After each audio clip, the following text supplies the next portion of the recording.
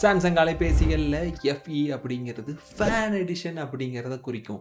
இந்த fan edition அலைபேசிகள் எல்லாமே சாம்சங்கோட flagship சீரிஸான S series அலைபேசிகளை விட திறன் ரொம்பவே கம்மியானதா தான் இருக்கும். ஆனா சாம்சங் இப்ப அறிமுகப்படுத்துகிற சாம்சங்கோட S26 FEல அத கொஞ்சம் மாற்றி அமைச்சிருக்கிறாங்களோ அப்படின்னு தோணுது. இந்த Galaxy F26 FEல இருக்கிற மை ஃபேன் கேம் மூலமா நீங்க வீடியோ எடுத்துட்டு இருக்கிற நபர தொடர்ந்து நடுப்பகுதியிலே வச்சுக்க முடியும். எவ்வளோ தூரம் அவங்க நகர்ந்தாலும். பேருக்கு தகுந்த மாரி உங்க அலைபேசி உங்களோட ஃபேன் மாரி செயல்படும். அடுத்த அலைபேசிய கையில வச்சு காணொளிகள் எடுக்கும் பொழுது, அந்த காணொளி குலுங்காம நிலையா இருக்கறக்காக ஹாரிசான்டல் லாக் குடுத்திருக்காங்க.